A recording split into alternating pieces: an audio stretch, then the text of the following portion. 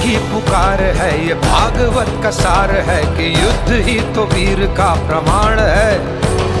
कौरवों की भीड़ हो या पांडवों का नीड़ हो, जो लड़ सका है वो ही तो महान है। जीत की हवस नहीं, किसी पे कोई वश नहीं, क्या जिंदगी है ठोकरों पे मार दो।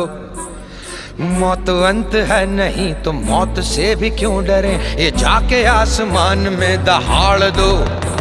आरंभ है प्रचंड, बोले मस्तकों के झुंड, आज जंग की घड़ी की